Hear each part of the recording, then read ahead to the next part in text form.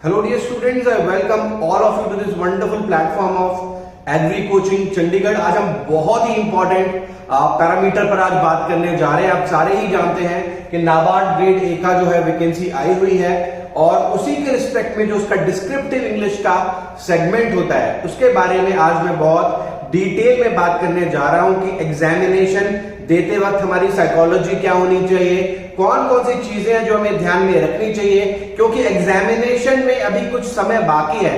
तो हम कैसे जीरो लेवल से खुद को ट्रेन कर सकते हैं कि जो हमारा डिस्क्रिप्टिव इंग्लिश का सेगमेंट है उसमें कुछ ना कुछ अच्छा कर पाए, राइट। आज का जो सेशन बेसिकली मैंने दो फैक्टर्स को ध्यान में रखकर बनाया हुआ है।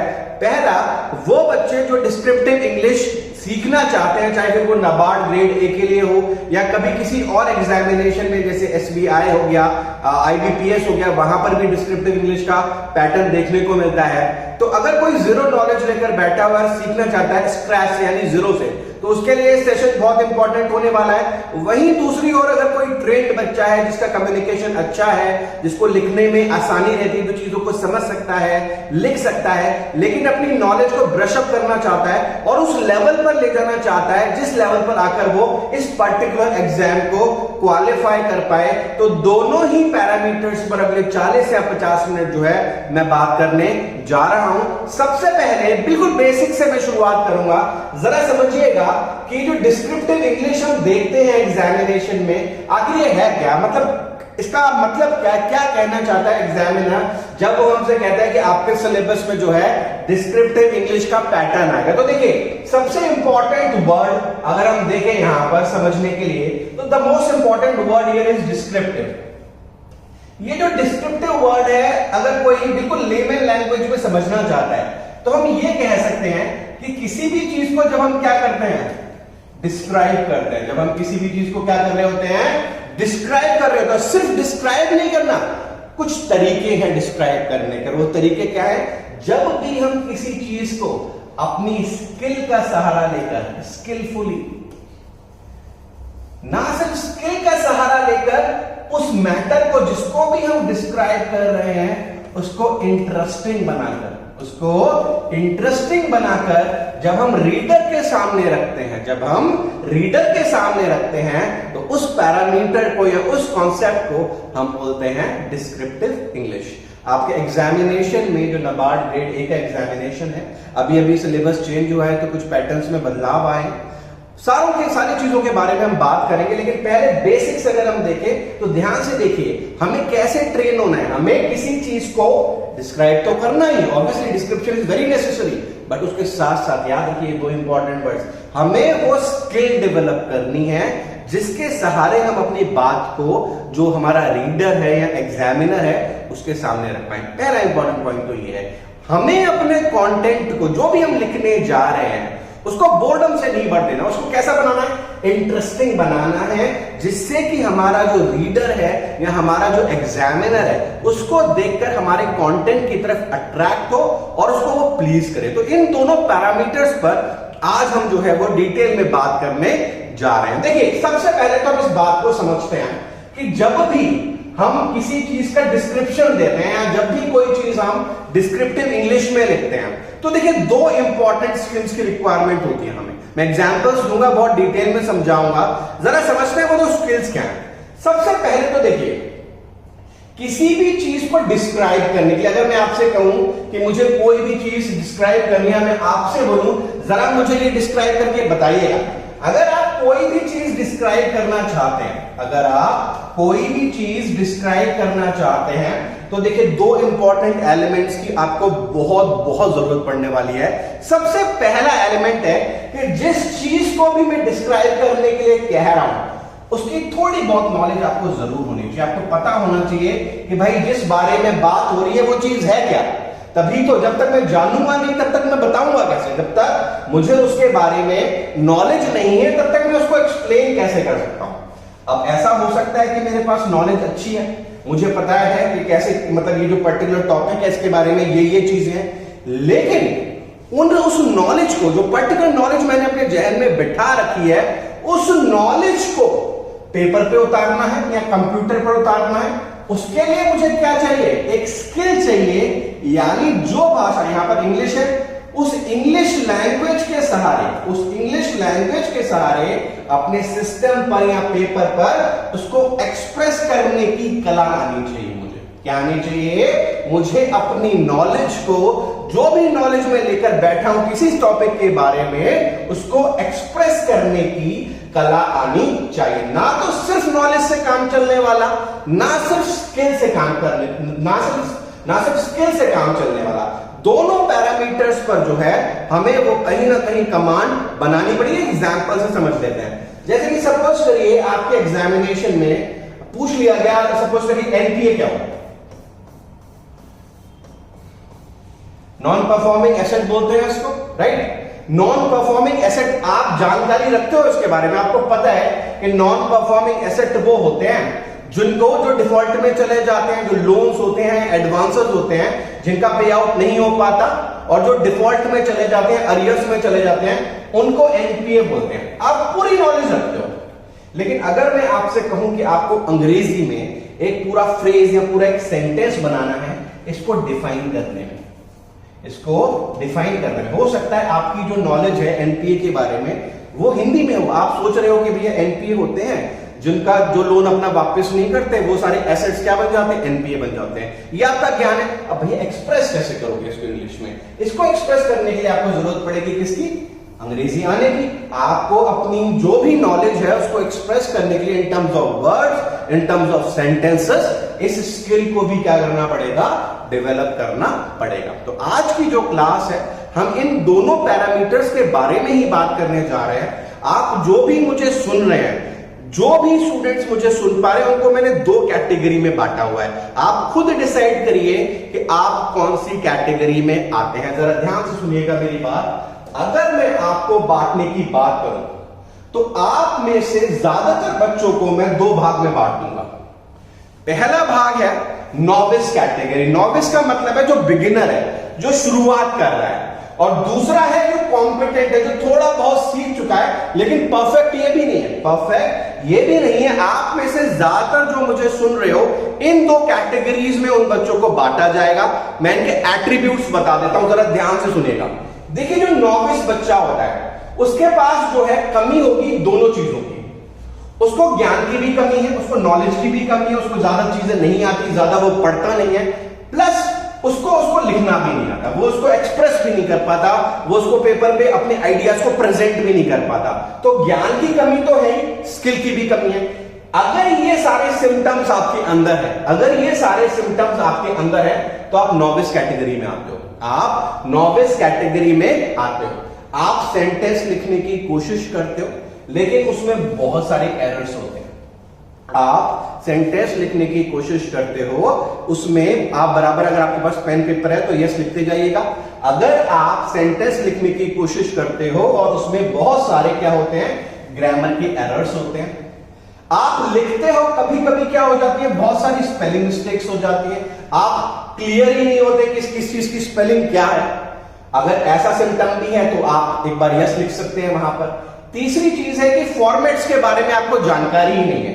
फॉर्मेट से मेरा मतलब है, फॉर एग्जांपल मैं लेटर राइटिंग की बात करूं या ऐसे की बात करूं कि शुरू में क्या लिखना है, बीच में क्या लिखना है, आखिर में क्या लिखना है, इसके बारे में आप बिल्कुल जीरो, आपको पता ही नहीं है, आइडिया ही नहीं है, या बहुत हल्की नॉलेज रखते हो। तीसरी क्वालिटी ये हो गई।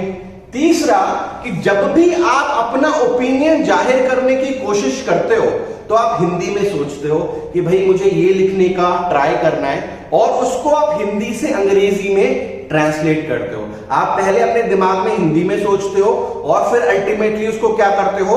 इंग्लिश में जो है ट्रांसलेट करने की कोशिश करते हो, और कोशिश करने के बाद भी वो रिजल्ट आपका आता नहीं है, कहीं ना कहीं गलतियां रह जाती हैं। ट्रांसलेशन मतलब आपका परफेक्ट नहीं है, ठीक है। और आपका जो बेसिक थिंकिंग है वो जनरली किस में हो रहा है? हिंदी भाषा में हो रहा है, क्योंकि हम नेटिव लैंग्वेज जो बोलते हैं वो हिंदी ही है, तो उसी में ही सोचते हैं, उसी में ही बोलते हैं, राइट। तो अगर ये सिम्टम भी आपके पास है तो आप यस लिख दीजिए यहां पर। ऐसा भी हो सकता है कि आपको पंक्चुएशन ही नहीं आता। पंक्चुएशन का मतलब कि आपको ये नहीं पता भैया कहां पर कॉमा लगाना है, कहां पर फुल स्टॉप लगाना है, कहां पर क्वेश्चन मार्क लगाना है, आपको आइडिया ही नहीं है। आगे जब मैं इसके सेशंस लगाऊंगा, बहुत सारे बच्चे ये मानकर चलते हैं कि इनका पंक्चुएशन अच्छा है, और मैं आपको ऐसे ऐसे आइडियाज दूंगा जो आपको पता भी नहीं होंगे। पंक्चुएशन कोई सिंपल कॉन्सेप्ट नहीं, एग्जामिनर जब आपका शीट चेक करता है तो बहुत सारी चीजों का ध्यान रखता है जो शायद आपको पता नहीं होगी, ठीक है। तो अगर आपको यहां पर भी कहीं ना कहीं दिक्कत है तो आप यहां पर भी यस लिख सकते हैं।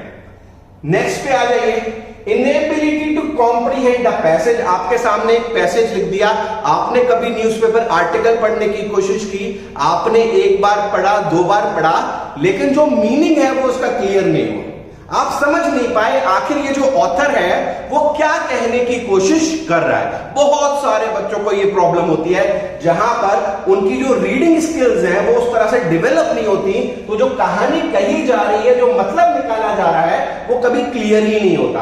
अगर ये प्रॉब्लम भी आपके साथ है तो आप यस लिख सकते हैं। नेक्स्ट और इंपॉर्टेंट पार्ट ये है कि आपका जो ज्यादातर डिस्क्रिप्टिव पेपर बनता है, there is a very good chance कि उसमें हमें फैक्ट्स प्रेजेंट करने पड़ते हैं, हमें डेटा प्रेजेंट करना पड़ता है, हाल फिलहाल में उसके बारे में क्या बातें हो रही हैं वो लिखना पड़ता है। तो उसके लिए हमारे अंदर हैबिट होनी चाहिए कि जनरली हम न्यूज़पेपर पढ़ते हैं, करंट अफेयर्स पढ़ते हैं। अब नाबार्ड है भाई, तो आपको पता है आपको ईएसआई भी पढ़ना है, एआरडी भी पढ़ना है, तो इसके रिलेटेड आपको पढ़ने की आदत नहीं है, आप पढ़े नहीं हो, आपने वैकेंसी देखी और अब पढ़ना शुरू किया है, तो आप अगर इस कैटेगरी में हो तो भी आप यस लिख सकते हो, ठीक है। और आखिरी, जो सबसे आखिरी में लिखा है वही सबसे महत्वपूर्ण पहलू है, हमारी टाइपिंग स्पीड। हमारी टाइपिंग स्पीड, देखिए हमें एग्जामिनेशन में पेन और पेपर तो यूज करना नहीं है, ऑब्वियसली सिस्टम पर वर्क करना है। ज्यादातर बच्चे जो गलती करते हैं वो क्या करते हैं, सारा उनका प्रैक्टिस पार्ट तो पेन और पेपर पर होता है, और जब एग्जाम में पहुंचते हैं तो कीबोर्ड यूज करना शुरू करते हैं। इतना डिस्कंफर्ट होता है, ना तो वो रिजल्ट आता है और ना ही वो एफिशिएंसी आती है। देखिए मैं आपको एक एग्जांपल देता हूं कि सपोज करिए आपका 90 मिनट्स का पेपर है, और जहां तक मेरा एस्टिमेट है 90 मिनट्स में लगभग आपको 1000 वर्ड्स जो है वो टाइप करने होते हैं, ठीक है, ऑन एन अप्रोक्सीमेशन। ये एग्जैक्ट फिगर नहीं है, लगभग 1000 शब्द जो है वो हमें 90 मिनट में बनाने होते हैं, ठीक है। अब देखिए 90 मिनट में सारा समय हम लिखने पर तो देते नहीं है, रीडिंग कॉम्प्रिहेंशन भी आता है, वहां पर हमें पढ़ने के लिए समय चाहिए होता है, और ऐसे हम डायरेक्टली लिखना तो शुरू नहीं कर देते, ऐसे से पहले हमें अपने सोचना पड़ता है, पॉइंट्स बनाने पड़ते हैं। तो इसका आधा लगभग हमारा थिंकिंग टाइम ही होता है, इसका आधा लगभग हमारा क्या होता है, थिंकिंग टाइम होता है। तो अप्रोक्सीमेटली हम माने तो 45 से 50 मिनट में हमें 1000 शब्द जो है वो टाइप करने होते हैं एरर फ्री। कैसे? एरर फ्री, जिसमें कोई गलती ना हो, और ऑन एन एवरेज निकालो तो ये 20 वर्ड्स पर मिनट की स्पीड मुझे चाहिए होती है, और मैं आपको बताऊं कि एकदम नहीं आएगी। तो मेरा सिंपल सा सजेशन यहां पर यही है कि आपका जो भी प्रैक्टिस वाला पार्ट है, जो भी आप डिस्क्रिप्टिव इंग्लिश की प्रैक्टिस कर रहे हो, चाहे आप ऐसे लिख रहे हो, चाहे आप प्रेसी लिख रहे हो, चाहे आप कुछ भी लिख रहे हो, सारा वो होना चाहिए कीबोर्ड पर, सारा का सारा, राइट फ्रॉम डे वन। आपको ये हैबिट डेवलप करनी है कि वो काम आपको कीबोर्ड पर करना है। आपको आधा पौन घंटा 30-45 मिनट्स आपको कीबोर्ड यूज करना है, और उसके साथ कंफर्टेबल होना है। अभी समय है, आप स्पीड पे कर लेंगे, लेकिन अगर आप आखिरी वक्त का इस्तेमाल करेंगे तो नॉलेज होने के बाद भी, स्किल होने के बाद भी आप अंत में ये कहेंगे कि पेपर बहुत लेंथी था, मैं पूरा टाइप नहीं कर पाया। ये पिछले साल जब एग्जाम हुआ था, बहुत सारे बच्चों का ये कंसर्न था, पेपर थोड़ा हायर साइड पर था और पूरा ही नहीं हुआ, कट ऑफ भी कम गया, 58 कट ऑफ गया था।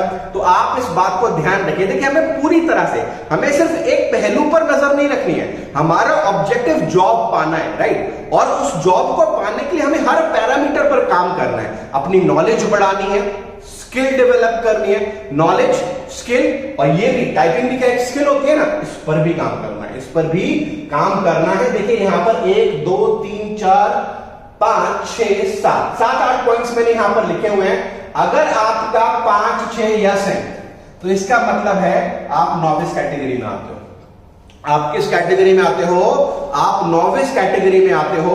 आपके साथ दोनों ही पार्ट्स में इश्यू है, आप नॉलेज में भी लैक करते हो, और साथ साथ जो स्किल है, जो लिखने की कला है, उसमें भी कहीं ना कहीं कमजोरी। कैसे इंप्रूव करेंगे हम बात करेंगे, ठीक। घबराने की बिल्कुल जरूरत नहीं है, एक एक पहलू पर हम बात करने जा रहे हैं, क्या करना है वो भी बिल्कुल एकदम क्लियर रखेंगे, एकदम हम क्लियर रखेंगे। ठीक है, चलिए फटाफट से आगे बढ़ते हैं।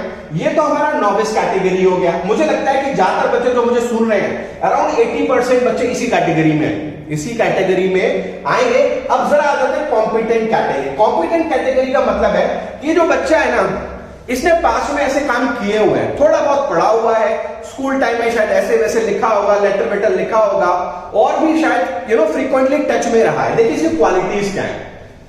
पहली इसकी क्वालिटी ये है, इसको जैसे ये नॉविस कैटेगरी का बच्चा था ना, इसको ग्रामेटिकली करेक्ट सेंटेंस बनाने में दिक्कत होती थी, लेकिन ये जो है ये क्या कर सकता है, ये सेंटेंसेस फ्रेम कर सकता है। ठीक है, जनरल सिंपल सेंटेंसेस ये बना सकता है, लेकिन हो सकता है कभी कभी टिपिकल सेंटेंसेस बनाने में इसको दिक्कत आती है, टिपिकल सेंटेंसेस बनाने में इसको दिक्कत आती हो, ऐसा हो सकता है। ठीक है, अब दूसरा पॉइंट देखिए, इसको कुछ एक्सपीरियंस है, एसेज वगैरह, लेटर्स वगैरह इसने पास में लिखे हुए हैं, लेकिन ये एक्सपर्ट नहीं है, सिर्फ काम ही चलाया है, पास में लिखे हैं, थोड़े बहुत आते हैं, मतलब ज्ञान पूरा नहीं है, खुद को एक्सपर्ट नहीं कह सकते, थोड़ा बहुत आता है। ठीक है, some knowledge of punctuation and formats, punctuation और फॉर्मेट की थोड़ी बहुत नॉलेज है, पता है कि सेंटेंस एंड करते हैं तो फुल स्टॉप लगा लेते हैं, जब लिस्ट बनानी होती है तो कॉमा लगाते हैं, बेसिक जानकारी उसके पास है, लेकिन इसमें भी वो एक्सपर्ट नहीं है, सिर्फ इस जानकारी से काम भी नहीं चलेगा। आगे देखिए, जब कुछ पढ़ने की कोशिश करता है तो उसको समझ में आ जाता है, ज्यादातर चीजें वो ग्रेस्प कर लेता है, लेकिन वो 100% नहीं रहता, वो कहीं ना कहीं कमी रह जाती है, क्वेश्चन देखकर समझ में नहीं आता कि भैया कहां पर जवाब छुपा हुआ है या कहां पर आंसर है। मॉडरेट कॉम्प्रिहेंशन स्किल्स हैं, बिल्कुल पुअर भी नहीं है लेकिन बहुत अच्छी भी नहीं है, और अच्छी भी नहीं है, बीच में कहीं लाया रहता है। मान लो 10 क्वेश्चन दिए हुए तो 4-5 निकाल लेता है, बाकी निकलते नहीं है। अब देखिए सबसे इंपॉर्टेंट एट्रीब्यूट इसका क्या है, इसके दिमाग में आइडियाज आते हैं, इसको पता है कि ये टॉपिक आया तो मैं ये लिखने की कोशिश करूंगा, लेकिन जब इसको प्रेजेंट करने की बारी आती है, इसको उतारने की बारी आती है ऑन द सिस्टम, तब ये लैग कर जाता है। ये अपने आइडियाज को लॉजिकली अरेंज नहीं कर पाता। ठीक है, ये सोच लेता है, बहुत बेहतरीन चीजें सोच लेता है, अच्छा ये भी लिखना है, ये भी लिखना है, ये भी लिखना है, लेकिन जब उसको लिखने की बारी आएगी, वो वर्ड्स उसको नहीं मिलते, वो चीजें उसको नहीं मिलती, वो फॉर्मेट उसे नहीं पता होता, वो फ्लो उसे नहीं पता होता, वहां पर वो लैग कर जाता है। ठीक है, और आखिरी जो है वो है सम और नो फैमिलियरिटी। हो सकता है हल्की फुल्की इसको जानकारी हो, करंट अफेयर्स की टॉपिक्स पढ़ता हो, ईएसआई एग्रीकल्चर से रिलेटेड, ऑब्वियसली सिलेबस का पार्ट है तो पढ़ने भी पड़ेंगे, ऐसा भी हो सकता है ना पढ़ता हो। तो अगर इनमें से ज्यादातर एट्रीब्यूट्स आपके पास है तो आप कॉम्पिटेंट कैटेगरी में आते हैं। किस कैटेगरी में आते हैं? कॉम्पिटेंट कैटेगरी में आते हैं। अब देखिए ये जो साइड है, इसकी जो जर्नी है इसके कंपैरिजन में थोड़ी सी कम रहती है, राइट। इसको थोड़ा सा कम समय लगता है, इसको ज्यादा समय लगता है, ठीक है। लेकिन इसका मतलब ये नहीं है कि ये इस लेवल पर पहुंच नहीं सकता। ऑब्वियसली हार्ड वर्क करेगा, डेफिनेटली पहुंचेगा। कैसे पहुंचेगा, क्या करने की जरूरत है, मैं कैसे हेल्प कर सकता हूं, वो सारी चीजें मैं आपको बताऊंगा, लेकिन ईमानदारी से, हवा मेरी ईमानदारी से आपको पहले ये डिसाइड करना है कि आप हो किस कैटेगरी में। आप नॉविस कैटेगरी में हो या फिर आप कॉम्पिटेंट कैटेगरी में। खुद को बड़ा चढ़ाकर नहीं दिखाना, जो हम हैं वो हम हैं। अगर अभी नॉविस है तो आगे कॉम्पिटेंट बनेंगे, फिर एक्सपर्ट बनेंगे, लेकिन ये आइडेंटिफाई करना बहुत जरूरी है that as of now you lie in this particular category. आप नॉविस है, बहुत अच्छी बात है, आप कॉम्पिटेंट है तो भी अच्छी बात है, डज नॉट मैटर। हमारा ऑब्जेक्टिव है यहाँ पर हमारा गोल अचीव करना। उस गोल अचीव करने के लिए क्या राह हमें अपनानी है वो हम बात करने जा रहे हैं। होपफुली मैं क्लियर रहा हूंगा इन चीजों के बारे में। अब देखिए ये तो हमने अपनी पहचान करी। देखिए हमें एक मंजिल पानी है, हमें एक गोल अचीव करना है, राइट। पहला कदम तैयारी करना नहीं, पहला कदम खुद को जानना। एनालाइज योरसेल्फ, आप कहां खड़े हैं अभी। ये कोई इवन रेस नहीं है जहां सब बराबर से शुरुआत करेंगे। बहुत लोग हमसे आगे होंगे, बहुत लोग हमसे पीछे भी होंगे। आप कहां खड़े हैं वो डिसाइड करेगा कि आपकी डेस्टिनेशन में और आप में डिस्टेंस कितना है, राइट। और उस डिस्टेंस को कवर कैसे करना है। तो ये पहला स्टेप उस डिस्टेंस के बारे में आपको जानकारी देगा कि आप इस वक्त हैं कहां। और जब तक आप ये नहीं करेंगे तब तक आप इस बारे में सोच भी नहीं सकते कि जो NABARD एग्जाम की बात कर रहे हैं, जो मेंस लेवल पर पूछा जाता है, तो ये जो आपका करियर कहां से कहां ले जाएगा, वो कैसे क्लियर किया जाएगा। तो ऑनेस्टली पहले यहां पर आपको डिसाइड करना है कि आप कहां पर लाए करते हैं, ठीक है। होपफुली मैं क्लियर रहा हूंगा। चलिए अब थोड़ी सी मैं एग्जाम की बात करूंगा कि एग्जाम क्या है, कैसे आता है, सिलेबस वगैरह क्या है, और फिर मैं इनके बारे में एक एक करके स्टेप लेता हुआ आगे बढ़ूंगा। ध्यान से सुनिएगा। देखिए, पिछली साल और इस साल के सिलेबस में एक अंतर है। और देखिए लास्ट ईयर क्या होता था, लास्ट ईयर जो आपका सिलेबस था उसमें लेटर आता था, ठीक है, लेटर राइटिंग जो था वो सिलेबस का पार्ट था। लेकिन इस साल जो सिलेबस जारी हुआ है उसमें लेटर राइटिंग नहीं है, उसमें लेटर राइटिंग नहीं इंक्लूड किया है, लेटर राइटिंग इंक्लूड किया नहीं गया। अब लेटर राइटिंग उन्होंने हटा दिया, पेपर वही 100 नंबर का है, समय वही 90 मिनट्स है। तो मेरा एक्सपेक्टेशन है कि कुछ पेपर आपको इस फंडे पर दिखाई देने वाला है। मेरा एक्सपेक्टेशन है कि आपको जो पेपर है वो इस फंडे पर दिखाई देने वाला है।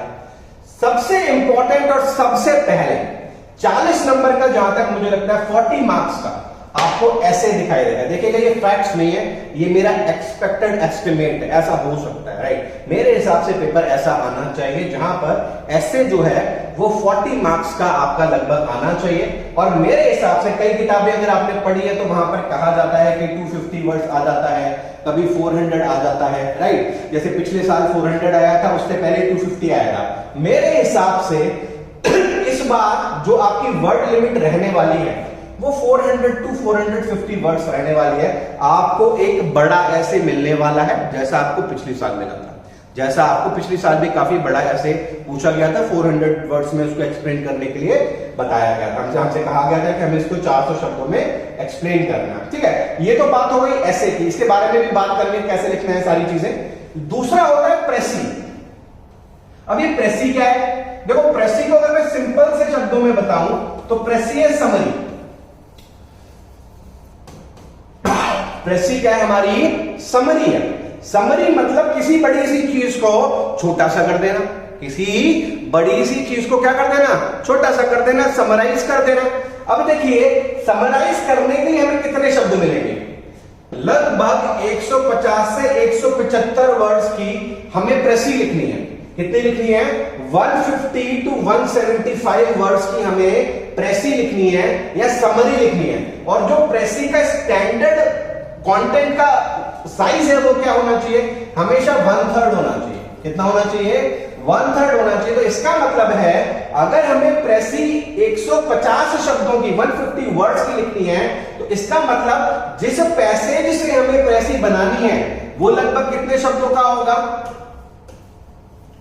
लगभग कितने शब्दों का होगा? कितने शब्दों का होगा? 450 शब्दों का हमारा क्या होगा? पैसेज होगा। और उसमें से हमें 150 शब्दों में क्या बनाना है? उसको समराइज करना है, प्रेसी हमें उसका बनाना है। तो इस बारे में भी मैं थोड़ा सा बात आगे चलकर करूंगा। अभी मैं सिर्फ आपको ये बता रहा हूं कि आपको एग्जामिनेशन में क्या देखने के लिए मिलेगा, एग्जामिनेशन में क्या देखने के लिए मिलेगा। और तीसरा क्या मिलेगा आपको? रीडिंग कॉम्प्रीहेंशन मिलेगा। क्या मिलेगा? रीडिंग कॉम्प्रीहेंशन से मेरा मतलब है आपको एक पैसेज मिलेगा जिसको आपको क्या करना पड़ेगा? कॉम्प्रीहेंड करना पड़ेगा। कॉम्प्रीहेंड का मतलब समझना पड़ेगा। क्या करना पड़ेगा? समझना पड़ेगा। और उस कॉम्प्रीहेंशन के नीचे आपको मेरे हिसाब से 5 से 6 क्वेश्चंस मिलने चाहिए। कितने मिलने चाहिए? 5 to 6 क्वेश्चंस मिलने चाहिए। लास्ट में 3 थे, लेकिन क्योंकि अभी ये बढ़ाया गया है तो मुझे लगता है 5 से 6 सवाल आने चाहिए। और इस बात को याद रखिएगा, ये आंसर्स भी कैसे हैं? डिस्क्रिप्टिव होंगे। कैसे होंगे? डिस्क्रिप्टिव होंगे। ये कोई ऑब्जेक्टिव ऑप्शंस वाले आंसर्स नहीं है। यहां पर भी आपको डिटेलिंग में जो है आंसर्स लिखने पड़ेंगे। डिटेलिंग में जो है आंसर्स आपने लिखने पड़ेंगे, ठीक है। और कुल मिलाकर ये जो पेपर आपका बनेगा ये लगभग बनेगा क्या? 100 मार्क्स का पेपर आपका जो बन जाएगा। पिछले साल से रहा आपकी आसान कर दी है।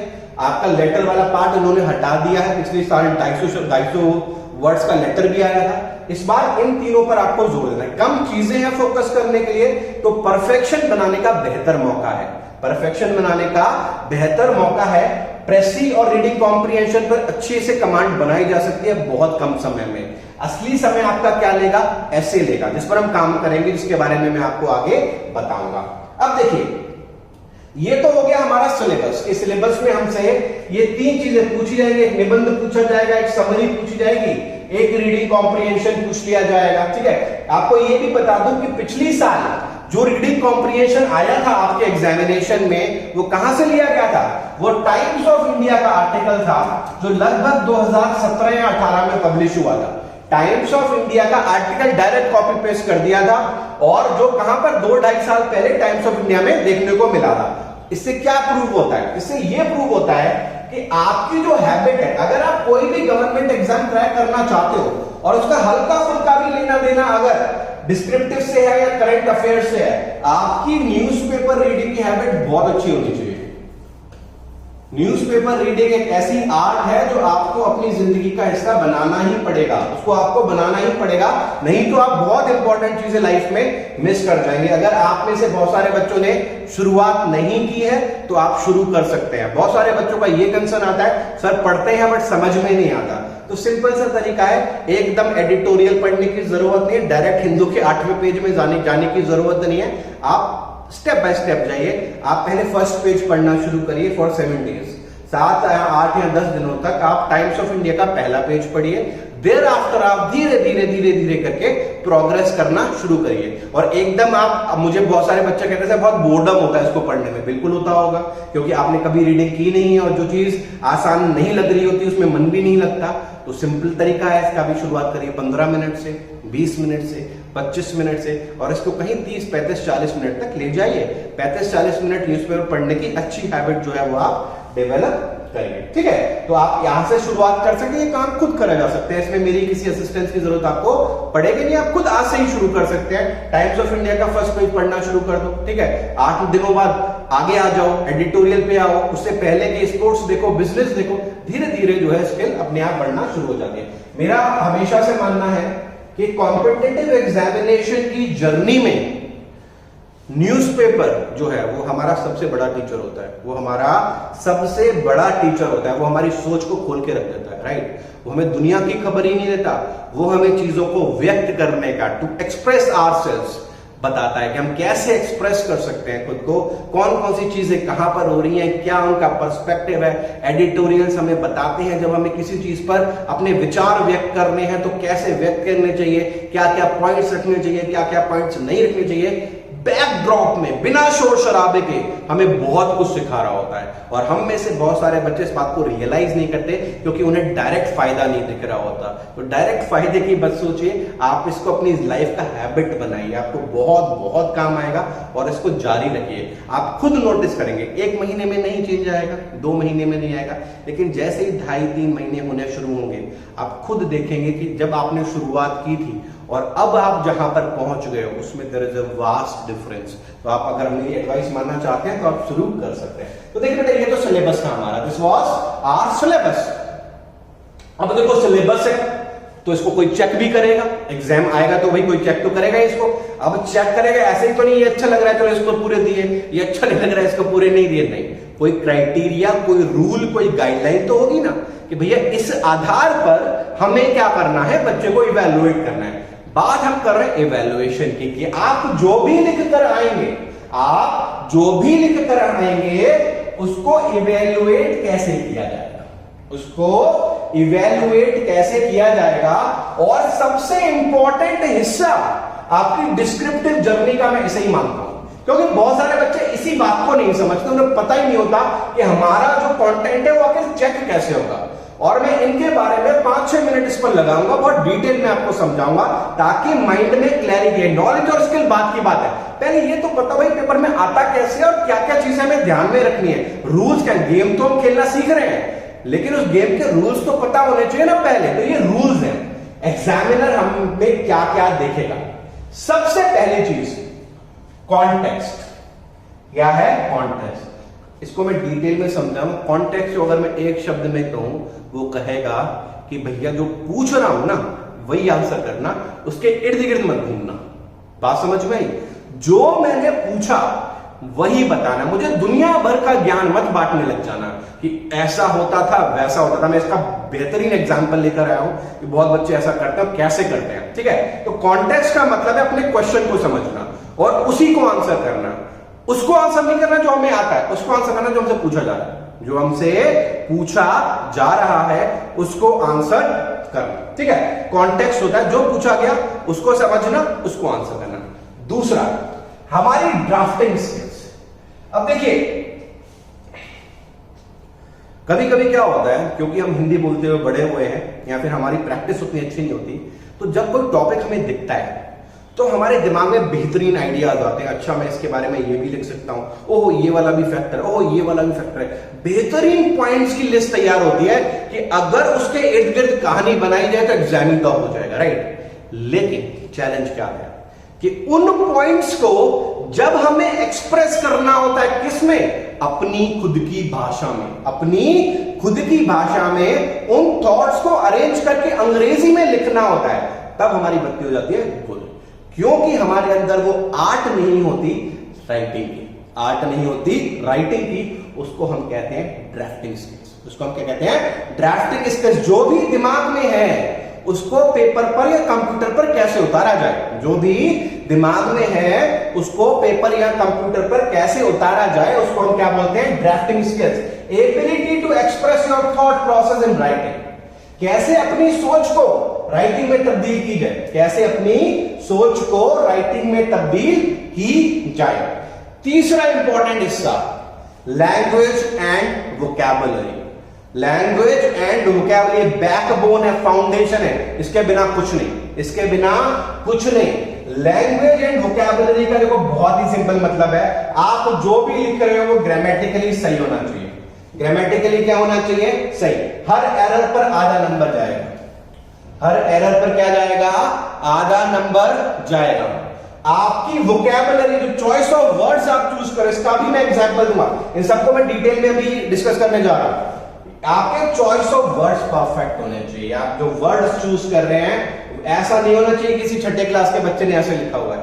ऐसा लगना चाहिए कि एक बंदा जो नाबार्ड में ऑफिसर बनने जा रहा है उसने वो ऐसे जो है लिखा हुआ है। और इसमें मैं ट्रेन करूंगा आपको, ठीक है, कैसे हमें राइट वर्ड्स चूज करने हैं। चौथा है स्ट्रक्चर। स्ट्रक्चर में आ गया फॉर्मेट हमारा, format, punctuation, comma, full stop वगैरह, गैप लगाना कितना है, क्या पहले लिखना है, क्या बाद में लिखना है। सेंटेंस पे हमारा जो लिखा हुआ है हमने देखने में सुंदर कैसे लगना चाहिए, ब्यूटिफिकेशन कैसे करना है, ये सारा हो गया हमारा स्ट्रक्चर। और आखिरी में हमारे स्पेलिंग एरर्स, टाइपिंग एरर्स। क्या होता है? Typing errors. कभी कभी जल्दी में हम टाइप करने की आदत नहीं है, बहुत सारे टाइपिंग एरर्स करते हुए जा रहे हैं, तो हर एरर पर आधा नंबर आपका वो कट कर लेगा, ठीक है। हर एरर पर आपका आधा नंबर वो कट कर लेगा। तो basically we have to focus on 5 things. और 5 थिंग्स वो कौन कौन सी है जरा ध्यान से देखिएगा। कॉन्टेक्स्ट है, ड्राफ्टिंग स्किल्स है, लैंग्वेज एंड वोकैबुलरी है, स्ट्रक्चर है और स्पेलिंग एरर्स है। इनको मैं एक एक करके डिस्कस करूंगा ताकि और क्लैरिटी जो है आपके दिमाग में इसके रिलेटेड बन पाए। जरा ध्यान से देखिए, ज्यादा समय नहीं लूंगा, लेकिन ये बात समझना बहुत जरूरी है कि हम जो जंग लड़ने जा रहे हैं उसके बेसिक गाइडलाइंस क्या है, बेसिक रूल्स क्या है। जरा देखिए, कॉन्टेक्स्ट से मेरा मतलब क्या है। देखिए, मैं चाहता हूं कि हर बच्चा ये जो पैसेज लिखा हुआ है जरा पढ़िए। पहले तो देखिए कॉन्टेक्स्ट लिखा हुआ है, मैं समझा रहा हूं कॉन्टेक्स्ट होता क्या है। एक टॉपिक है, ये टॉपिक पिछले साल जो पूछा गया था आपके डिस्क्रिप्टिव पेपर में नाबार्ड के, उससे मिलता जुलता है, पूरा वो नहीं है, मिलता जुलता है। देखिए टॉपिक क्या है, internet speed should be a right और लग्जरी। कहा जा रहा है आपको एक ऐसे लिखना है कि जो इंटरनेट की स्पीड है वो हमारा हक है या हमारा लग्जरी है, हमारा हक है या हमारा लग्जरी है, राइट। अब इस पर हमें क्या लिखना है? ऐसे लिखना है। अब देखिए ये कहानी लिखी हुई है नीचे, इसको मैं जरा सा समझा देता हूं ताकि आपको आसानी रहेगी। देखिए क्या कहा जा रहा है, accessing the cyber space is the first right should be granted in order to have privilege of and exercise the rest of the human rights on the internet। ठीक है, कहा जा रहा है कि साइबर स्पेस को यानी इंटरनेट को एक्सेस करना पहला हक होना चाहिए। घुमा फिरा के ये कहा जा रहा है। अब कहा जा रहा है कि इंटरनेट जो है उसका बहुत ही बड़ा इंपैक्ट है लोगों की जिंदगी में, ठीक है, और जो वो बन पाए हैं आज इसमें बहुत बड़ा इंपैक्ट है। चलो बहुत ही बढ़िया बात कह रहे हो आप। फिर कहा जा रहा है कि किस वजह से इंपैक्ट है कि इतनी सारी अपॉर्चुनिटीज हैं इस मीडियम के सारे, जिससे लोग क्या कर सकते हैं, अपने ह्यूमन राइट्स एक्सरसाइज कर सकते हैं। अब आगे कहा जा रहा है कि इंटरनेट ने क्या किया है, लोगों को फ्रीडम दिया है आवाज उठाने का, ये का वो का वो का। पूरा पैसेज पढ़ लीजिए। आप इस पूरे पैसेज को पढ़ लीजिए। बेहतरीन इंग्लिश, बेहतरीन ग्रामर, बेहतरीन इंग्लिश, बेहतरीन ग्रामर, बेहतरीन स्ट्रक्चर, बेहतरीन वोकैब, एवरीथिंग इज परफेक्ट। बस एक चीज में से क्या है, और ये पैसेज लेकर आएगा कितने नंबर? टेक्निकली अगर मैं एग्जामिनर होऊंगा तो मैं 0 नंबर दूंगा इसको, क्योंकि ये कॉन्टेक्स्ट ही गलत है। इस बच्चे ने, जिसने भी इसको लिखा, उसने क्वेश्चन को समझा ही नहीं। क्वेश्चन ये नहीं है कि इंटरनेट जो है वो हमारा हक होना चाहिए। आप देखिए क्या लिखा हुआ है, इंटरनेट स्पीड। इंटरनेट स्पीड के बारे में बताना है हमें कि ये एक हक होना चाहिए या लग्जरी होना चाहिए। हमें ये नहीं बताना कि इंटरनेट घर घर में होना चाहिए, इंटरनेट हमारा हक है, इंटरनेट से ये हो जाता है वो हो जाता है। भैया बात, the context is more about speed, it is not about internet, it is not about internet. आप देख रहे हो कि हमारे देश में जो इंटरनेट एवरेज स्पीड है वो कई टाइम्स कम है as compare to western countries, right. तो और लैक ऑफ स्पीड की वजह से हमारी लर्निंग हैम्पर होती है, राइट। आप में से बहुत सारे बच्चे रिमोट एरिया से क्लासेस लेते हैं, तो उन्होंने एक्सपीरियंस किया होगा पुअर कनेक्टिविटी की वजह से, पुअर स्पीड की वजह से कितना लॉस होता है। जो काम हम आधे घंटे में कर सकते थे वो हमें 4-4 घंटे लग जाते हैं करने के लिए, राइट। ये उसके बारे में बात कर रहे हैं, उसके बारे में हमसे पूछ रहा है, राइट। आप कितना भी अच्छा लिख लीजिए, आप दुनिया के बेहतरीन राइटर हो, लेकिन अगर आप कॉन्टेक्स्ट ही नहीं समझे, अगर आप क्वेश्चन ही नहीं समझे, तो वो ज्ञान बेटा किसी भी काम का नहीं है। It is useless, it is useless. वो ज्ञान जो है आपने गैदर किया है वो किसी भी पर्पस का नहीं है। एग्जामिनर आपको आधे अधूरे नंबर दे देगा और आपका जो रास्ता है ना उसको रोक देगा, वहीं पर उसको रोक देगा। तो सबसे पहले हमें इस कॉन्टेक्स्ट को पकड़ना है, हमें सीखना है कि हमें लिखना जो पूछा गया है ना वो लिखना है, जो हमें आता है वो नहीं लिखना। जो पूछा गया है वो लिखना है, जो आता है वो नहीं लिखना, वो नहीं लिखना। तो सबसे इंपॉर्टेंट पहला part, context is the most important factor of evaluation. अगर 40 नंबर का ऐसे है और कॉन्टेक्स्ट अगर जरा भी तुम्हारा 19 हो गया, आधे नंबर तो वो तुम्हारे ऐसे ही खा जाएगा, आई बात समझ में। और थोड़ा और इधर हो गया तो तुम्हें 0 आ जाएगा, राइट। तो जितनी मेहनत की थी इतने महीने सारी वेस्ट हो जाएगी। इसको समझने की जरूरत है। 50 सैंपल टॉपिक्स में आगे जब हम कोर्स स्टार्ट करेंगे 50 सैंपल टॉपिक्स ऑफ एसेज में कराऊंगा आपको। अगर आप उनको भी अच्छे से कर लेते हैं तो आपका एग्जाम जो है ऑलमोस्ट उसी के इर्द गिर्द सवाल जो है वो बन रहा होगा। और एक बात और मैं बता दूं आपको, ऐसे में ऐसा नहीं है कि भाई ये सवाल ऐसे को सॉल्व करना है, देयर विल बी चॉइस। आपके सामने क्या होगी, चॉइस होगी, आप चूज कर सकते हैं अपनी कंफर्टेबिलिटी के हिसाब से। तो अगर एक टॉपिक के बारे में आपके नॉलेज कम है तो आप दूसरा चूज करिए, तीसरा चूज करिए, 4 में से चॉइस मिल जाती है आपको। आई बात समझ में। चलिए आगे बढ़ते हैं। दूसरा, पहला क्या था, इवैल्यूएशन का क्राइटेरिया कॉन्टेक्स्ट। दूसरा ड्राफ्टिंग स्किल्स, दूसरा ड्राफ्टिंग स्किल। देखिए मैं सिर्फ कहकर अगर आपको समझा दूंगा तो आप समझ नहीं पाओगे मैं कहना क्या चाहता हूं और आप क्या गलती करोगे एग्जामिनेशन में, जब तक मैं एग्जाम्पल के सहारे आपको ये क्लियर नहीं करूंगा। देखिए ध्यान से सुनिएगा, बहुत इंपॉर्टेंट पहलू है। हम सीख रहे हैं कि इवैल्यूएशन ड्राफ्टिंग स्किल्स है। वही सवाल है, internet speed should B A right और लग्जरी, ठीक है। अब मुझसे ये सवाल पूछा गया, मैंने देखा स्क्रीन पर सवाल, अब मेरे दिमाग के घोड़े दौड़ेंगे, मैं सोचना शुरू करूंगा, राइट, कि ये भी लिख सकता हूं, ये भी लिख सकता हूं, ये भी लिख सकता हूं। मेरे दिमाग में क्या आएंगे, पॉइंट्स है। मान लीजिए आप एग्जाम में बैठे हो, आपके सामने ये सवाल आ गया और पहले क्या आएगा दिमाग में, अच्छा ऐसा हो सकता है, ऐसा हो सकता है। आपने क्या किया, पॉइंट्स बनाए। देखिए आपने कहा, सोचा मन में कि चलो कोविड है, लॉकडाउन चल रहा है, तो एजुकेशन ऑनलाइन हो गई है, तो इंटरनेट स्पीड बढ़िया होनी चाहिए, तभी ये वीडियोस वगैरह हम देख पाएंगे। बिजनेस भी सारा ऑनलाइन चला गया है, हेल्थ भी ऑनलाइन चली गई है, हमें अपना वैक्सीन वगैरह, रजिस्ट्रेशन वगैरह सब ऑनलाइन करना पड़ रहा है, ठीक है। सारी इंफॉर्मेशन जो है कि भाई कब हटेगा, कब आएगा, सब इंफॉर्मेशन भी ऑनलाइन चली गई है। थिएटर्स बंद हो गए हैं, एंटरटेनमेंट भी ऑनलाइन चला गया। हमने सपोज करो, हमने एक मटेरियल, इसको अंग्रेजी में कहते हैं फॉडर, फॉडर मतलब चारा, ये हमने फॉडर तैयार किया किसके लिए, हमारे ऐसे के लिए। हमारे दिमाग में अचानक से बिजली कौंधी और हमने ये कहा कि भाई मेरा एक पैराग्राफ तैयार हो रहा है, एक पैराग्राफ में मैं ये पॉइंट्स लिखने वाला हूं, ठीक है। और उसके लिए मैंने क्या किया, ये पॉइंट्स लिखने शुरू कर दिए यहां पर। अब सिर्फ इस पॉइंट को लिखने से तो काम चलेगा नहीं, इनको मुझे एक्सप्रेस करना होगा कैसे, अपने शब्दों में। कैसे एक्सप्रेस करना होगा?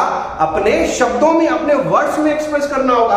अब देखिए, अब काम आएगी जब इसको आप उतारोगे किसमें? अपने शब्दों में, तब आएगी काम आपकी क्या? Drafting skills. कि आप कितने बेहतर हो इस ड्राफ्टिंग में, कि आप कैसे जो सोचते हो उसको आप सिस्टम पर या अपनी शीट पर उतार पाते हो। आई बात समझ में? देखिए, मैंने 2 सैंपल्स लिखे हुए हैं। देखिएगा, मैंने 2 सैंपल्स लिखे हुए हैं यहां पर, आप पढ़िए इसको। और दोनों ही सैंपल्स बनाए हुए हैं कहां से? जो पॉइंट्स मैंने दिमाग से सोचे थे।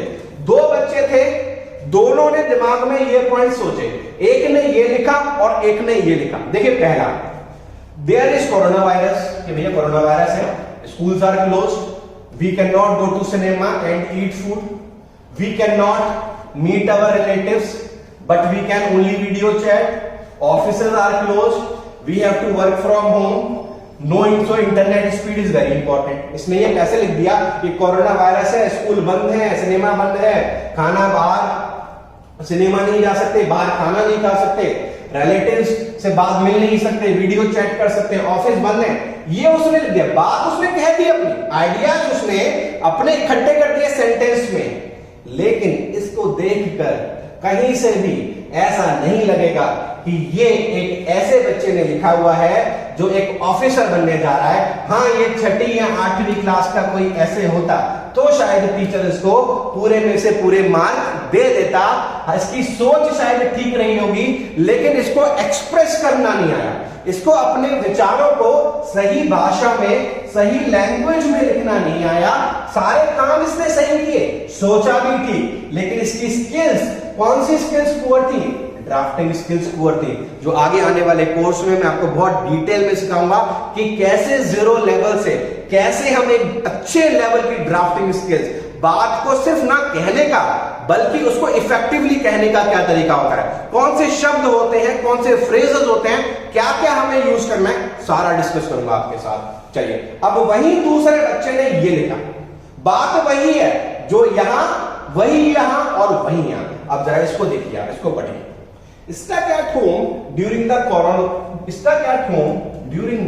Corona virus pandemic. कहा जा रहा है कि अटक गए घर पे कोरोना वायरस पैंडेमिक में, with education institutions shut down, movie theaters close and no restaurants to dine in, we have been spending more of our life online. कहा जा रहा है कि घर पर अटक चुके हैं कोरोना वायरस की वजह से, education institutions have been shut down, movie theater बंद हो गए, कोई रेस्टोरेंट नहीं है डाइनिंग करने के लिए, और ज्यादातर जिंदगी का हिस्सा जो है हम वो बना रहे हैं। बात यही है जो इसने ऐसे कही थी, लेकिन इसको कहने का तरीका और इसको कहने का तरीका आप देखिए, ये एक एडवांस लेवल ऑफ राइटिंग है, एक मैच्योर्ड लेवल ऑफ राइटिंग है। इसको पढ़कर ऐसा लगता है कि ये किसी 6ठी या 8वीं क्लास के बच्चे ने नहीं लिखा हुआ, ये एक ग्रेजुएट ने लिखा हुआ है या पोस्ट ग्रेजुएट ने लिखा हुआ है जो एक ऑफिसर के लिए अप्लाई करना चाहता है। और हमें इसी पर ट्रेन होना है, हमें इसी पर ट्रेन होना है कि इस प्रकार से कैसे लिखा है कि जो एग्जामिनर पढ़े ना उसको लगे हाँ this is the candidate that I am looking for,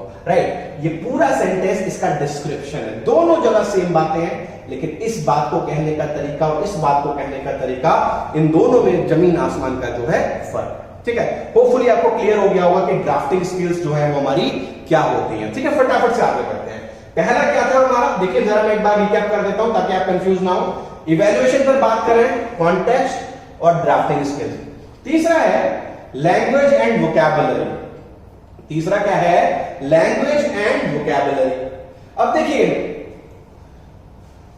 मुझे बात कहना आता है, ठीक है, लेकिन जो एग्जामिनर मुझसे चाहता है क्या उस तरह से कहना आता है, उसके लिए मेरी लैंग्वेज क्या होनी चाहिए, स्ट्रांग होनी चाहिए। देखिए मैंने 2 एग्जांपल्स लिखे हुए हैं।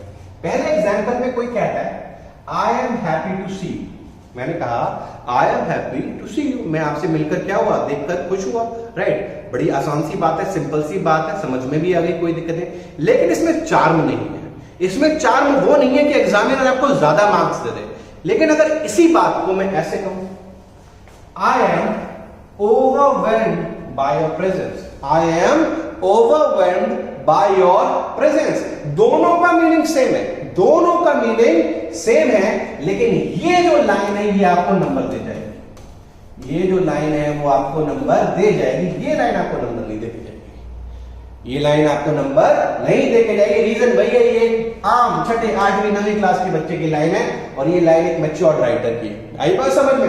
तो लैंग्वेज बहुत इंपॉर्टेंट रोल प्ले करता है, बहुत बहुत ज्यादा। इसके बिना काम चलेगा नहीं। मैं आपको ट्रेन करूंगा इस पर कि कैसे हमें करना है, क्या करना है, सारी बातें हम करेंगे। आ जाइए, लैंग्वेज हो गया। अब देखिए वोकैबुलरी के बारे में ये मैंने बात की। अब ये वोकैबुलरी की बात होगी कि मैंने हैप्पी को ओवरवेल्म लिख दिया, सी यू को प्रेजेंस लिख दिया, बट बात तो वही हो रही है। अब यहां पर आइए, दो सेंटेंसेस लिखे हुए हैं। The internet had a very big impact in people's life and what they have become today.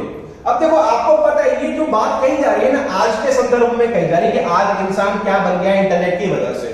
तो भाई अगर आप ध्यान से देखोगे ना, तो ये हैड गलत है यहाँ पर। दिस हैड इज रॉन्ग, क्योंकि ये पास्ट को रिलेट कर रहा है, और जबकि ये पूरा सेंटेंस बात किसकी कर रहा है? प्रेजेंट की बात कर रहा है। तो ग्रामेटिकल स्किल्स, ग्रामर तो क्या करेगी? पूरे सेंटेंस का मीनिंग ही घुमाकर रख देगी। ग्रामर क्या करेगी? पूरे सेंटेंस का जो है मीनिंग ही चेंज कर देगी। मीनिंग ही क्या कर देगी? चेंज कर देगी। तो इस स्किल पर भी हम थोड़ा सा काम करेंगे, राइट? ये स्किल पर भी हमें काम करने की जो है वो जरूरत है। चलिए आगे बढ़ते हैं। देखिए नेक्स्ट पार्ट क्या होता है? फॉर्मेट। फॉर्मेट में ज्यादा मैं कुछ नहीं कहूंगा। फॉर्मेट से मेरा मतलब है स्पेसिंग और कॉमा, फुल स्टॉप। अगर मैं आपसे कहूं कि आपके पास चॉइस है, आपके पास चॉइस है, आपको इन दोनों चीजों में से एक को चुनना है पढ़ने के लिए। एक तो ये वाली जो मैंने लिखी हुई है और एक ये वाली जो मैंने लिखी हुई है, तो मैं गारंटी के साथ बोल सकता हूं कि आप जो है इसको चूज करोगे, इसको चूज करोगे। और इसका रीजन बहुत ही सिंपल है, क्योंकि ये देखने में थोड़ी सी क्या लग रही है? अपीलिंग लग रही है। क्या लग रही है? अपीलिंग लग रही है। क्यों लग रही है? दोनों पैसेजेस एक ही हैं, वर्ड्स एक ही है, सब कुछ एक ही है, लेकिन ये ज्यादा अपीलिंग क्यों लग रही है? क्योंकि इसको फॉर्मेट जो है ढंग से किया गया है। आप देखिए यहां पर कहीं भी कॉमा वगैरह कुछ नहीं लगाया हुआ, यहां पर राइट यूज ऑफ कॉमा किया गया है, फुल स्टॉप प्रॉपर लगाया गया है, पैराग्राफ चेंज किया गया है, स्पेसिंग दी गई है, जिससे कि जो एग्जामिनर है या रीडर है उसको देखकर इसको क्या करने का मन करे? पढ़ने का मन करे। ऐसा आपके सामने भी आएगा तो आपका पढ़ने का मन नहीं करेगा। वहीं अगर आपको ऐसे दिख जाए तो there is a very good chance आप ज्यादा इंटरेस्ट दिखाओगे इसको पढ़ने में, जब आपको चॉइस दी जाए इन दोनों के बीच में। इसको हम क्या कहते हैं? फॉर्मेटिंग कहते हैं। इसको हम क्या कहते हैं? फॉर्मेटिंग कहते हैं। ठीक है, तो इस बात का भी हमें थोड़ा सा क्या रखना है? ध्यान रखना है कि हमें जो है फॉर्मेटिंग पर बहुत काम करना है, क्योंकि फॉर्मेटिंग हमारी प्रेजेंटेशन है। क्या है? प्रेजेंटेशन है। ये स्किल भी हमें क्या करनी है? डेवलप करनी है। ये स्किल भी हमें डेवलप करनी है। आगे बढ़िए। लास्ट जो इवैल्यूएशन का क्राइटेरिया है वो स्पेलिंग एरर्स। इसमें कुछ ज्यादा कहने के लिए है नहीं। देखिए मैंने सेंटेंस लिखा हुआ है, the company has achieved a ट्रेमेंडस growth because the manager conceived a ट्रेमेंडस vision. ठीक है, अब अगर इसको हम पहली नजर में देखेंगे तो ये हमें बिल्कुल सही लगता है, लेकिन अगर हम थोड़ा सा जानकारी रखते हैं तो हम ये जानते हैं कि there are spelling errors in it. यहां पर ये जो अचीव लिखा हुआ है इसकी स्पेलिंग क्या है? ये आई है, अचीव। और यहां पर जो कंसीव्ड लिखा हुआ है इसकी स्पेलिंग ई आई। ठीक है, तो कहने का मतलब बेटा ये है, ध्यान से सुनिएगा, कहने का मतलब ये है कि स्पेलिंग एरर्स ये आपका हाफ मार्क्स लेकर जाता है। हाफ मार्क जो है वो आपका ये लेकर चले जाएंगे। तो इस पर भी थोड़ा कमांड होना चाहिए, इस पर भी थोड़ा कमांड होना चाहिए। कैसे होगा उसके बारे में मैं बात करने जा रहा हूं। अभी मैं सिर्फ आपको ये सिखा रहा हूं कि हमें किन चीजों से बचना है। इवैल्यूएशन जो कर रहा होगा कोई, तो हमें क्या देखेगा? हमारे अंदर क्या क्या चीजें ऑब्जर्व करेगा। चलिए फटाफट से आगे बढ़ते हैं। देखिए अब देखिए जर्नी की बात करते हैं। अब देखिए शुरू में मैंने क्या बताया था? आपकी कैटेगरी बताई थी, आपको डिफाइन करना था कि आप कौन सी कैटेगरी में आते हो। आप नॉविस कैटेगरी में आते हो या आप कॉम्पिटेंट कैटेगरी में। आपने चूज कर लिया। अब देखिए जो जर्नी है वो क्या होगी? जो नॉविस कैटेगरी में है, जो बच्चा किसमें है? नॉविस कैटेगरी में है, उस बच्चे को पहले शुरू में काम करना पड़ेगा किस पर? अपने फाउंडेशन। क्या करना है फाउंडेशन में? मैं सारी डिटेल्स बताऊंगा। उसको अपने फाउंडेशन को, अपने बेस को स्ट्रॉन्ग करना पड़ेगा। और उस बेस में क्या क्या है मैं सब डिटेल में बताने जा रहा हूं। लगभग समय कितना लगेगा सीखना? लर्निंग में उसको लगभग 15 से 20 मिनट का समय लगना चाहिए। ठीक है, आगे मैं इसका कोर्स भी स्टार्ट करने जा रहा हूं तो वो ज्वाइन कर सकते हैं। लर्निंग में उनको 15 टू 20 आवर्स का जो है समय लगेगा। और इसी 15 टू 20 आवर्स में लगभग 30 घंटे का समय लगेगा किसके लिए? प्रैक्टिस के लिए।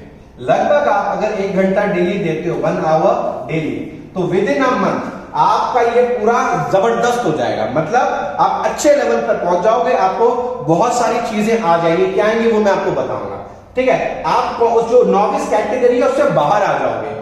15-20 पढ़ने का समय और प्रैक्टिस करने का लगभग 30 घंटे का समय आप अगर दे पाते हो तो आप इससे बाहर आ जाओगे। जब ये स्टेप 1 हो जाए, जब ये स्टेप 1 हो जाए तो आपको आना है दूसरी कैटेगरी में, स्टेप 2 में। देखिए पहली कैटेगरी थी हाउ टू राइट, भैया लिखेंगे कैसे, शब्दों को कैसे चुनेंगे, सेंटेंस कैसे बनाएंगे, ग्रामर कैसे यूज करेंगे, कंजंक्शन कैसे यूज करेंगे, प्रेपोजिशन कैसे यूज करेंगे, पंक्चुएशन, कॉमा, फुल स्टॉप कैसे यूज करेंगे, गैप कहां देना है कहां नहीं देना, ये सब इसके बारे में। हाउ टू राइट, कैसे लिखना है, कैसे लिखना है। मान लो हमें पता है कि हमें इसके बारे में लिखना है, मान लो हमें पॉवर्टी के बारे में लिखना है, तो हमारे दिमाग में 100 ख्याल है, लेकिन अगर हमें यही नहीं आता भाई कैसे लिखें, 100 तो हम एरर करते हैं, 50 हम ग्रामेटिकल मिस्टेक्स करते हैं, 10 स्पेलिंग गलत लिखते हैं, तो इतना सब कुछ आते हुए भी रिजल्ट तो 0 ही रहने वाला है एग्जाम में। तो पहला step is all about how to write, कैसे लिखना है, जिसको मैं फाउंडेशन बोलता हूं, जिसको मैं क्या बोलता हूं, this is foundation, this is foundation. आपके लिए ये बहुत जरूरी है, इसके बिना काम नहीं चलेगा। अब देखिए जब ये फिनिश हो जाए तब आते हैं व्हाट टू राइट, क्या लिखना है, एग्जाम में आप क्या एक्सपेक्ट करोगे उनके बारे में। लगभग समय इसका 25 से 30 घंटे की क्लासेस लर्निंग, ठीक है, जो बैच हम शुरू कर रहे हैं उसमें ये रहेगा, और प्रैक्टिस आपको डेली करनी है लगभग 40 मिनट, जब तक आपका एग्जाम नहीं हो जाता। 40 मिनट तक आपको डेली लगे रहना है जब तक आपका एग्जाम नहीं हो जाता। आप अगर अभी 0 कैटेगरी पर है, नॉविस कैटेगरी पर है, तो मेरे हिसाब से लगभग 60, 65, 70 दिनों में आप बहुत बहुत बहुत अच्छा जो है स्कोर कर सकते हैं डिस्क्रिप्टिव सेक्शन में, अगर आप हार्ड वर्किंग कैंडिडेट, अगर आप हार्ड वर्किंग कैंडिडेट हैं। तो जो नॉविस है उसकी जर्नी ये है, पहले उसको ये करना है, फिर उसको ये करना है, इसमें क्या है मैं आगे डिस्कस करूंगा, ठीक है। इसको ये करना है, फिर ये करना है। जो कॉम्पिटेंट कैटेगरी में था वो इसमें से कुछ चीजों को जानता होगा, इसमें से कुछ चीजों को जानता होगा, उसको एक बार इसको देखना है, ऑब्जर्व करना है, ठीक है, और प्रैक्टिस में 10 आवर्स लगा दें बस, ठीक है। लेकिन करना उसने भी है, क्योंकि बहुत सारी चीजें होंगी जो उसको नहीं पता होंगी, उसको लगता है मुझे आती है लेकिन नहीं आती होंगी, specially when it comes to punctuation and when it comes to grammatical writing and vocabulary. तो वहां पर जो मिस आउट करेगा वो इसमें प्रैक्टिस में वो थोड़ा कम समय दे सकता है, लेकिन बाकी हिस्सा उसके लिए ऐसा ही रहने वाला है, उसको भी पहले यही करने की जरूरत है। और स्टेप 2 में वो जल्दी आ पाएगा और इसको करना वो शुरू कर सकता है, इसको करना वो शुरू कर सकता है। देखिए मैंने यहां पर लिखा हुआ है स्टेप 1 में हाथ पकड़कर आपको सिखाना है कि आप कैसे लिखोगे, कैसे लिखोगे, लैंग्वेज कैसे चूज करोगे, क्या क्या चीजें होती है, और इसमें आपके अंदर वो कैपेबिलिटी खुद डेवलप होगी एडवांस तरीके से लिखने की। इनकी मैंने थोड़ी सी डिटेलिंग की हुई है, जरा देखिएगा। पहला जो फाउंडेशन है उसमें क्या क्या होगा, उसमें क्या क्या होना चाहिए, आप खुद करना चाहते हैं तो आप खुद कर सकते हैं, इंटरनेट पर सर्च कर सकते हैं, ये सारे टॉपिक्स आपको मिल जाएंगे, आप पढ़ सकते हैं। अगर आप एक फ्लो में करना चाहते हैं कोर्स के आधार पर, तो बहुत ही जल्दी हम डिस्क्रिप्टिव का कोर्स स्टार्ट कर रहे हैं, आप उसको ज्वाइन कर सकते हैं, आपकी चॉइस है। बट प्रोसेस आपका ये रहेगा, प्रोसेस क्या रहेगा, ये रहेगा।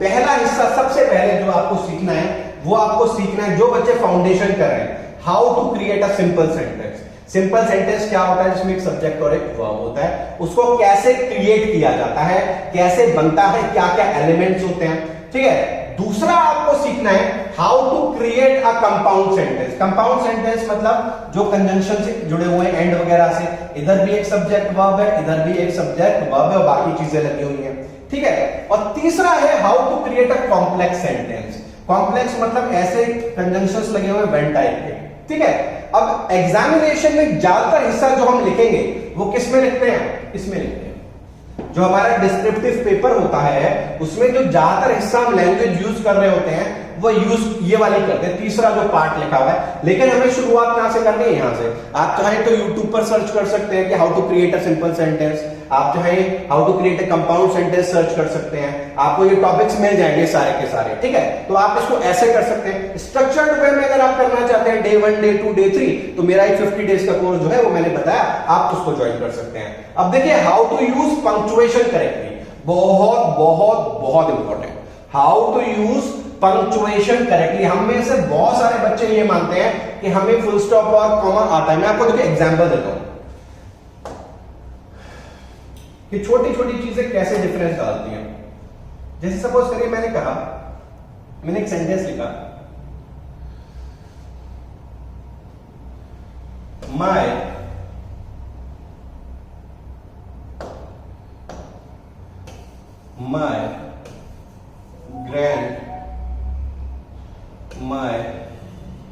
grandmother ordered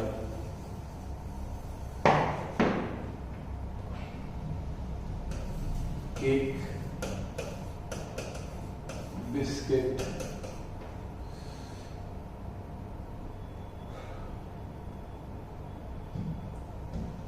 my grandmother ordered cake, biscuit and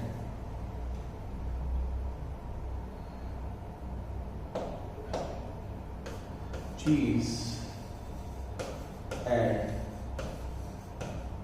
cucumber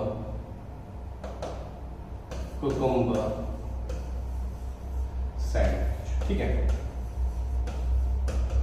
सिर्फ एक छोटा सा एग्जाम्पल है, ये मैं डिस्क्रिप्टिव में जनरली पढ़ाता हूं जब कॉमा पढ़ा रहा होता हूं। देखिए ये सेंटेंस लिखा हुआ है, my grandmother ordered cake, biscuit, चीज एंड कुकुम्बर सैंडविच। अब देखिए अगर मैं यहां पर ध्यान से सुनिएगा, अभी अगर मैं आपसे पूछूं ग्रैंडमदर ने कितनी चीजें ऑर्डर की हैं, तो कुछ बच्चे आंसर देंगे 3 और कुछ बच्चे आंसर देंगे 4। ठीक है, अब जरा देखिए मैंने थोड़ा सा चेंज किया है सेंटेंस में।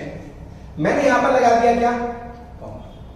मैंने यहां पर, बहुत सारे बच्चे तो ये मानते हैं कि एंड के साथ कॉमा आता ही नहीं है, भाई ऐसा नहीं है, आ जाता है। ठीक है, अब देखिए जैसे ही मैंने कॉमा लगाया इसका मतलब क्या निकला, मेरी ग्रैंडमदर ने ऑर्डर की क्या, केक, क्या ऑर्डर किया, बिस्किट, तीसरा आइटम क्या ऑर्डर किया, चीज, और चौथा आइटम क्या ऑर्डर किया, cucumber sandwich.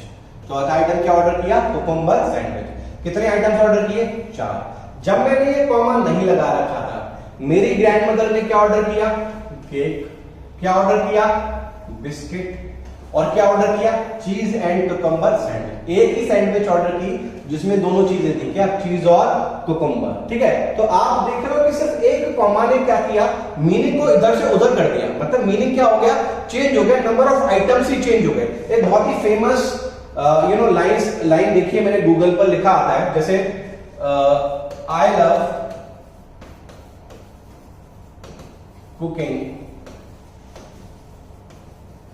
My family and, आपने भी होपफुली देखी होगी। ठीक है, अब इसका जो मीनिंग है वो बहुत ही भयानक मीनिंग है। इसका मीनिंग है कि मुझे पकाना अच्छा लगता है, कुक करना अच्छा लगता है। किसे कुक करना अच्छा लगता है, अपनी फैमिली और पेट्स को। तो बहुत ही बकवास सी बात होगी, इलॉजिकल बात है। तो देखिए बात सारी सही है, कुछ मुझे चेंज नहीं करना, बस मुझे क्या लगाना है, एक कॉमा लगाना है। क्या लगाना है, एक कॉमा लगाना है। और अब ये सेंटेंस क्या हो गया, सही हो गया। अब इसका मतलब क्या निकला, आई लव कुकिंग, मुझे पसंद है। पहली चीज क्या पसंद है, कुकिंग पसंद है। दूसरी चीज क्या पसंद है, मेरी फैमिली पसंद है। तीसरी चीज क्या पसंद है, पेट्स पसंद है। तो ये बहुत ही छोटी छोटी बातें हैं बेटा, बहुत ही छोटी छोटी बातें जो हमें एग्जामिनेशन में, जब हम बात कर रहे होते हैं किसकी, डिस्क्रिप्टिव की, जब हम डिस्क्रिप्टिव एग्जामिनेशन की बात कर रहे होते हैं तो हमें ये ध्यान में रखनी पड़ती है। ठीक है, तो हमें क्या करना है, पहला हमें सीखना है कि सिंपल सेंटेंसेस कैसे बनाते हैं, फिर हमें सीखना है कंपाउंड सेंटेंसेस कैसे बनाते हैं, फिर सीखना है कॉम्प्लेक्स सेंटेंसेस कैसे बनाते हैं, फिर सीखना है कि पंक्चुएशन कैसे दिखाते हैं। कभी कभी हमारे दिमाग में हिंदी में बेहतरीन थॉट्स आते हैं, लेकिन उनको हम अंग्रेजी भाषा में नहीं उतार पाते, उनको हम इंग्लिश लैंग्वेज में जो है वो कन्वर्ट नहीं कर पाते। सीखेंगे क्या, हाउ टू ट्रांसलेट इफेक्टिवली। मेरे एक मॉड्यूल का बहुत ही इंपॉर्टेंट हिस्सा है जहां पर जो भी हमारे थॉट्स हिंदी में आते हैं उनको हम कैसे इंग्लिश में कन्वर्ट कर सकते हैं। कंजंक्शन जो है अच्छे सेंटेंसेस बनाने में बहुत महत्वपूर्ण भूमिका निभाते हैं। ठीक है, अब देखिए सेंटेंस को सुंदर बनाने के लिए कुछ शब्दों का इस्तेमाल होता है। मैंने कुछ एग्जांपल्स लिखे हैं जो कि इफेक्टिव वर्ड्स होते हैं, जो अगर सेंटेंस में लग जाए तो पढ़ने वाले को मजा आ जाता है, लग जाता है बड़े बढ़िया राइटर में लिखे हुए हैं। जैसे कि मोर ओवर हो गया, नॉनदलेस हो गया, नेवरदलेस हो गया। इन सब के मीनिंग और इनको कैसे यूज करना है सेंटेंस में, इनको कैसे यूज करना है सेंटेंस में वो हम सीखेंगे, या फिर वो आप सर्च कर सकते हो कि मोर ओवर कैसे यूज करते हैं, नॉनदलेस कैसे यूज करते हैं, नेवरदलेस, ये पावर वर्ड्स होते हैं, इनको यूज करो तो लगता है कि भैया जिसने लिखा हुआ है ना बेहतरीन राइटर रहा होगा वो। आगे ये how to beautify the sentence, sentence को कैसे सुंदर बनाया जाए, सुंदर कैसे, स्पेस दीजिए, कॉमा लगाइए, फुल स्टॉप लगाइए, गैप देकर लिखिए, ये सारी चीजें। आप सबने सुना होगा कैपिटल लेटर्स, कैपिटल हमें कौन से वर्ड को करना है, कौन से लेटर को करना है, कब नहीं करना, उन सारे के बारे में, स्पेलिंग्स और हाउ टू फॉर्मेट, ये सारा हमारा करिकुलम जो है वो किसका है, स्टेप 1 का है, फाउंडेशन जर्नी का है। किसका है, फाउंडेशन जर्नी का है, जिसकी लर्निंग मैंने आपको बताई 15 से 20 आवर्स मेरे बैच में रहती है और 30 घंटे का मैं मटेरियल आपको प्रैक्टिस करने के लिए जो है वो मैं दूंगा। इसके बाद आप जो है इस नॉविस कैटेगरी को तोड़कर बाहर निकलोगे और एक नई कैटेगरी में आओगे जहां पर आप कंफर्टेबल होगे सेंटेंस बनाने में, ट्रांसलेट करने में, राइट शब्दों का चुनाव करने में और अपनी बात को एप्रोप्रिएटली जाहिर करने में। एक ठीक ठाक स्किल जो है वो आप डेवलप कर लोगे। जब ये हो जाएगा उसके बाद ये है मेन मुद्दा, दिस इज अवर एग्जामिनेशन। ये क्या है, हमारा एग्जामिनेशन है। हमें एग्जामिनेशन के लिए किन किन चीजों पर काम करना है, एक एक हिस्सा डिटेल में, एक एक हिस्सा डिटेल में। सबसे पहले सबसे महत्वपूर्ण, हमें क्या पढ़ना है, कौन से प्रोबेबल टॉपिक्स हैं, कौन से प्रोबेबल टॉपिक्स हैं जो हमें क्या करने हैं, पढ़ने हैं, कौन से प्रोबेबल टॉपिक्स हैं जो हमें क्या करने हैं, पढ़ने हैं, कौन से वो प्रोबेबल टॉपिक्स हैं उनके बारे में मैं आपको बताऊंगा। आप ऑलरेडी क्या कर रहे होगे, आप ऑलरेडी पढ़ रहे होगे ईएसआई और एग्रीकल्चर वाला पार्ट जो है वो आप ऑलरेडी पढ़ रहे होंगे, ठीक है।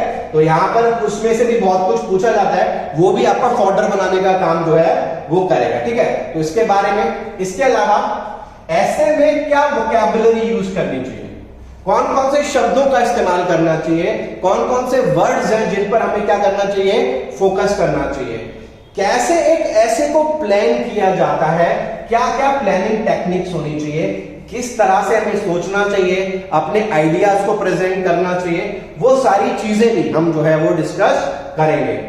दो प्रकार के ऐसे होते हैं, एक होता है कॉज और इफेक्ट, कि हमें बताना है कोई कारण है, इसका रिजल्ट ये होगा और उसी के बारे में हम बताते रहते हैं, उसको हम कैसे लिखेंगे।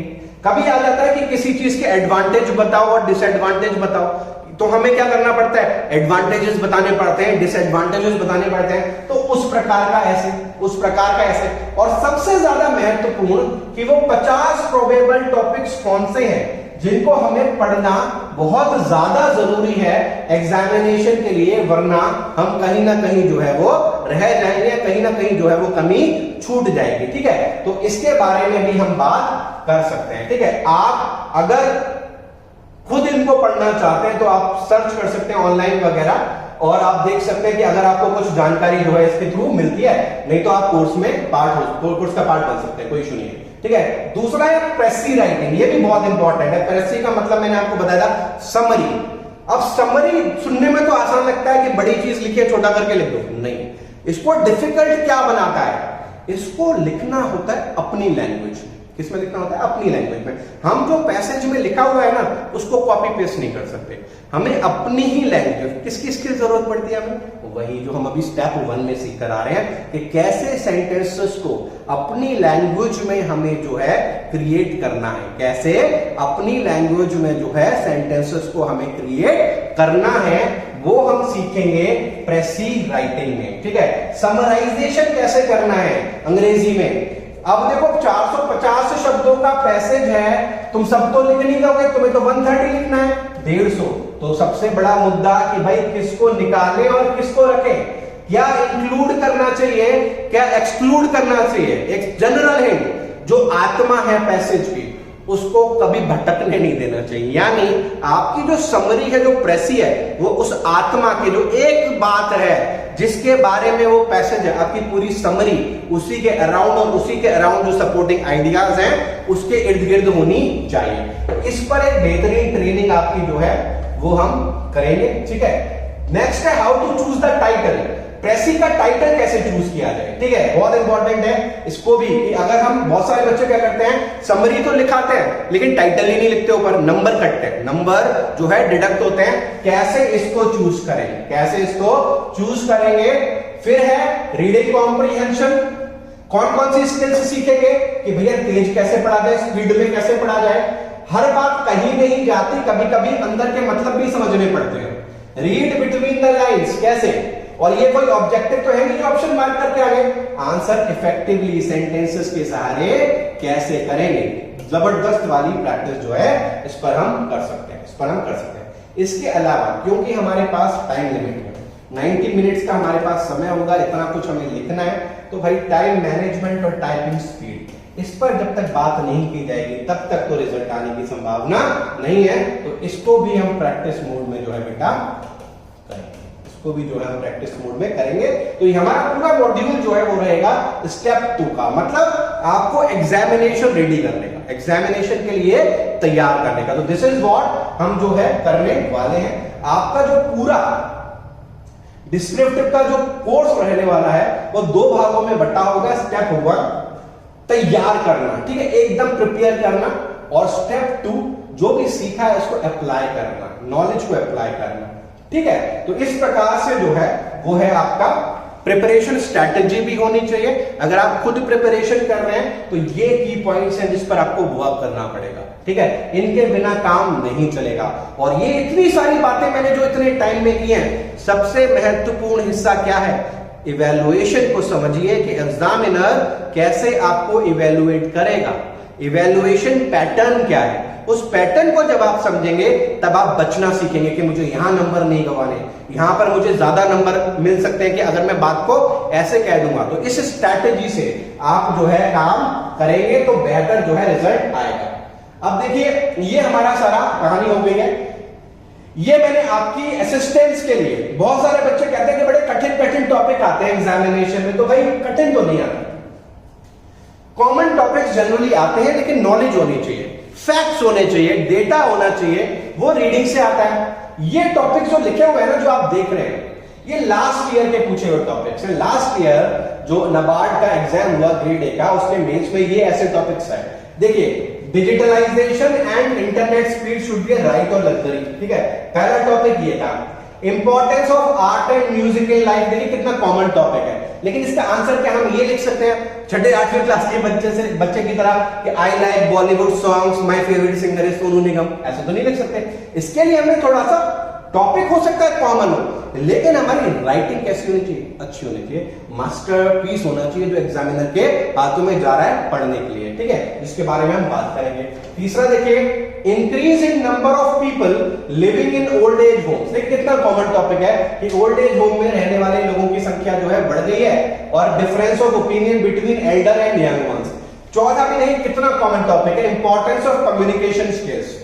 और पांचवा, अंडर एम्प्लॉयमेंट और अनएम्प्लॉयमेंट। देखिए ये टॉपिक्स पूछे गए, बिल्कुल देखिए टॉपिक्स कॉमन हो सकते हैं, लेकिन जो लिखने की आर्ट है ना, वो आपको अलग करेगी, वो आपको अलग करेगी सबसे, और वही हमें सीखना है। हमने जो स्टेप 1 और स्टेप 2 की बात की है उसमें, ठीक है। चलिए, ये हमारे ऐसे टॉपिक्स थे, ये 2019 के ऐसे टॉपिक्स हैं, ठीक है। कुछ इसमें फाइनेंस से रिलेटेड ही आप ऑलरेडी पढ़ोगे, जब आप पढ़ रहे हो ना ईएसआई वगैरह, तो इसमें ज्यादातर कवर हो जाता है आपका, तो आप अपना फॉर्डर मटेरियल तो वहीं से बना सकते हो।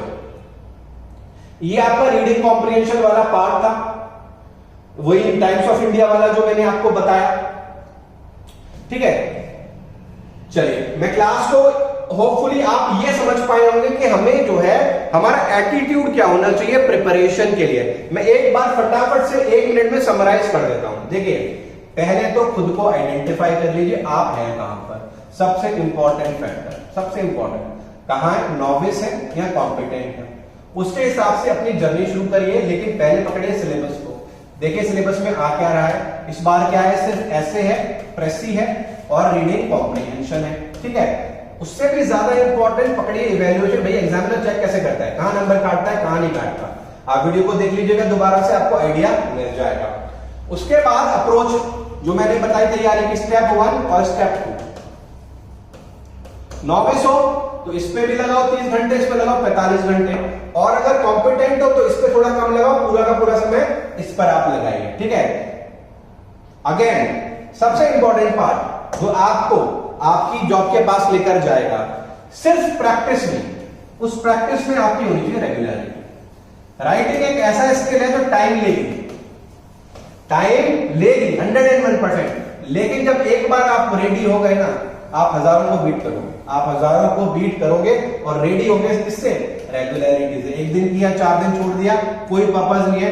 डेली का time slot 45 to 1 hour, 45 minutes to 1 hour daily without a gap आपको करना ही करना है, तब जाके आपकी जो है स्किल्स जो है वो इंप्रूव होंगी। होपफुली आपको जो बातें मैंने बताई हैं वो क्लियर हो गई होंगी, ठीक है। और हम जो है बहुत ही जल्दी स्टार्ट करने भी वाले हैं। हमारा जो है मोस्ट प्रोबेबली शायद मैं 1-2 डेमो क्लासेस यूट्यूब पर भी डालूंगा उसके रिगार्डिंग, राइट। तो आज के लिए बस इतना ही। Thank you very much.